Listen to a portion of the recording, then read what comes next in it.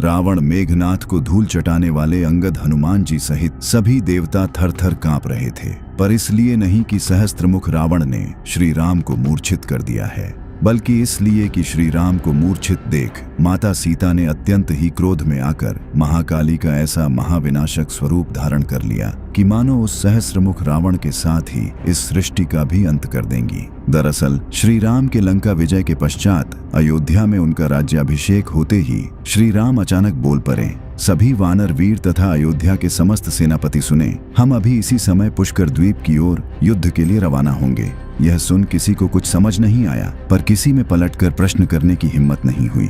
श्री राम, माता सीता सहित सभी मुख्य योद्धा पुष्पक विमान पर सवार हुए। आज पहली बार था कि माता सीता भी श्री राम के साथ युद्ध में जा रही थी, और ये युद्ध इतना भयानक होने वाला था कि अयोध्या में श्री राम के राज्याभिषेक के अवसर पर उपस्थित वशिष्ठ, विश्वामित्र, अगस्त्य आदि ऋषि भी इस अद्वितीय घोर युद्ध में श्री राम की सहायता को चल पड़े। युद्ध के लिए श्री राम का आगमन ऐसा था मानो प्रलय होने वाला हो, पर श्री राम ने लंकापति रावण को मारने के बाद अब अचानक इतना व्यापक आक्रमण किस पर और क्यों कर दिया, वो भी माता सीता के साथ में। असल में यह कथा अद्भुत रामायण में वर्णित है, जब श्री राम का राज्याभिषेक हो रहा था और सभी ऋषि मुनि सहित देवता श्री राम की अपार महिमा का गुणगान कर रहे थे, पर माता सीता को श्री राम की ये प्रशंसा अत्यंत चुभ रही थी। और तभी अगस्त्य ऋषि ने श्री राम के सम्मुख आकर कहा, हे राम, आपने रावण सहित उसके पुत्र मित्र तथा अन्य राक्षसों का संहार करके पृथ्वी का जो कल्याण किया है,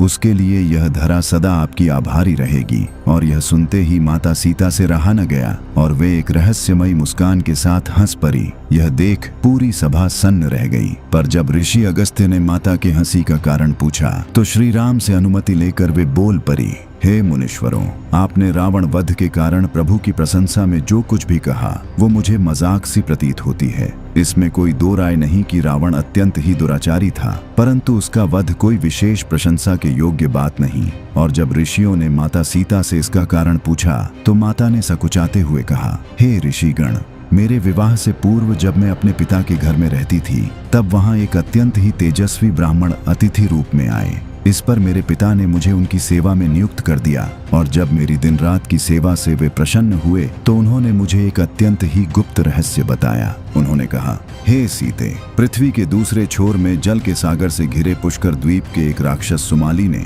अपनी पुत्री कैकसी का विवाह ऋषि विश्रवा से किया, जिसके फल स्वरूप दो रावण का जन्म हुआ। पहला 1000 मुख का रावण तथा दूसरा 10 मुख का रावण। और वही छोटा 10 मुख का रावण भगवान शिव की कृपा से लंका में निवास कर रहा था, तथा जो दशानन का बड़ा भाई सहस्त्रमुख सहस्त्रानन रावण था, वो अपने अपार बल को समेटे पुष्कर द्वीप में रहने लगा। उस सहस्त्रमुख रावण का बल ऐसा है कि सूर्य चंद्रमा उसे जुगनू लगते हैं। वो विशाल समुद्र को गाय के खुर के समान समझता है। और इस कथा को सुनाते ही माता सीता ने कहा, हे ऋषियों, आप ही बताओ, जब तक सहस्त्रमुख रावण जीवित है तब तक राम राज्य समस्त संसार में कैसे व्याप्त हो सकता है। श्री राम ने तुरंत उस सहस्त्रमुख रावण के पुष्कर द्वीप पर आक्रमण का आदेश दे दिया, और इस बार माता सीता भी श्री राम की सहायता के लिए साथ चल दी। पुष्कर द्वीप पहुंचते ही श्री राम ने अपने सारंग धनुष की प्रत्यंचा खींचकर ऐसा छोड़ा कि ब्रह्मांड का कोना कोना उस ध्वनि से कांप गया। और तभी अपने 55 पुत्रों तथा असंख्य राक्षसों के साथ युद्ध भूमि में आया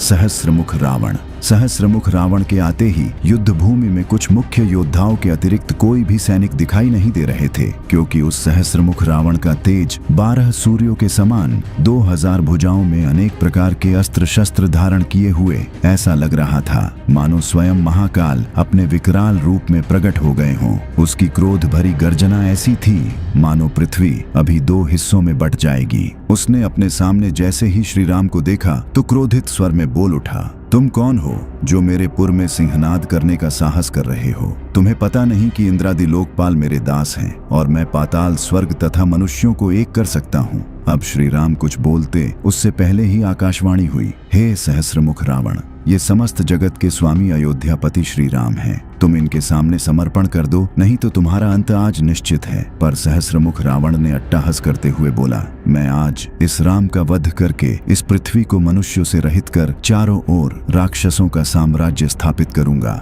और तब आरंभ हुआ श्री राम तथा सहस्त्रमुख रावण में एक ऐसा भयानक युद्ध जिसने सुकुमार माता सीता को महाकाली का विकराल रूप लेने पर विवश कर दिया। श्री राम ने उस सहस्त्रमुख रावण को कई बार चेताया कि वो अधर्म छोड़कर उनकी शरण में आ जाए, पर इससे समझने की जगह वो और अधिक क्रोधित हो गया और अचानक एक अत्यंत ही दिव्य पन्नगास्त्र प्रकट कर श्री राम पर प्रहार कर दिया। जैसे ही सहस्त्रमुख रावण ने श्री राम के ऊपर पन्नगास्त्र से प्रहार किया, वैसे ही वो बाण सुवर्ण भूषित ऐसे भयंकर सर्प बन गए जो मुख से अग्नि उगलते हुए तेजी से श्री राम की ओर जा रहे थे। तब श्री राम ने भी गरुरास्त्र का संधान कर सहस्त्रमुख रावण की ओर छोड़ दिया और उस बाण ने स्वर्णिम गरुड़ बनकर पन्नगास्त्र से उत्पन्न सर्पों को नष्ट कर दिया।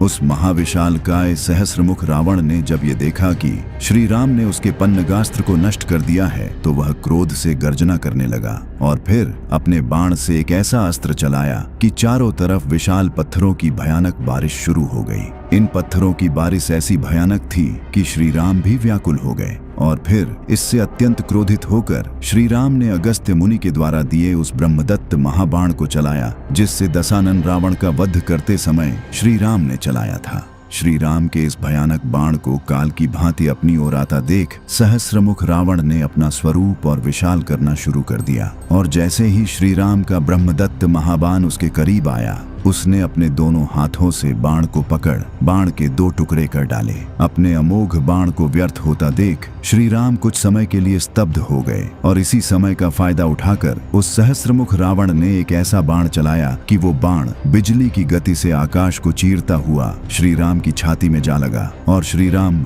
मूर्छित होकर गिर पड़े। श्री राम के मूर्छित होने से चारों ओर भय का माहौल व्याप्त हो गया। सारे ऋषि मुनि विलाप करने लगे। माता सीता को कुछ समझ नहीं आया कि क्या हुआ। वो विश्वास नहीं कर पा रही थी कि श्री राम मूर्छित हो चुके हैं और तभी ऋषियों ने माता सीता को उलाहना देना शुरू कर दिया। हे सीते, तुमने श्री राम को इस सहस्त्रमुख रावण के बारे में क्यों बताया? जरा देखो तो श्री राम की क्या दशा हो गई।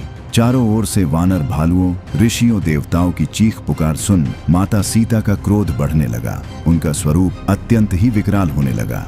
माता सीता क्रोध से गर्जना करते हुए युद्ध भूमि के राक्षसों का संहार करने लगी। वे अब माता सीता नहीं रही बल्कि महाकाली बन चुकी थी। उन्हें देख सभी राक्षस इधर उधर भागने लगे। कोई भी उनका सामना नहीं करना चाहता था और तभी उनके सामने सहस्त्रमुख रावण आकर गर्जना करने लगा। दोनों की गर्जना ऐसी थी कि तीनों लोक नष्ट होने के कगार पर था और तभी उस सहस्त्रमुख रावण ने अपने एक भयानक राक्षसी तलवार से माता महाकाली पर प्रहार कर दिया। यह देख माता महाकाली का क्रोध इतना अधिक बढ़ गया कि सब कुछ नष्ट होने लगा और माता महाकाली ने पहले तो अपने तलवार से एक ऐसा प्रहार किया कि उस सहस्त्रमुख रावण के तलवार के टुकड़े टुकड़े हो गए और फिर अपने त्रिशूल से माता ने उस सहस्त्रमुख रावण के हजारों सिरों को अत्यंत ही तीव्रता से काटना शुरू कर दिया और अगले ही क्षण उस सहस्त्रमुख रावण के हजारों सिर जमीन पर गिरे धूल खा रहे थे। पर इस पर भी माता सीता का वो महाकाली स्वरूप शांत नहीं हुआ और वे अब गर्जना करती हुई समस्त संसार को नष्ट कर देना चाहती थी। और तभी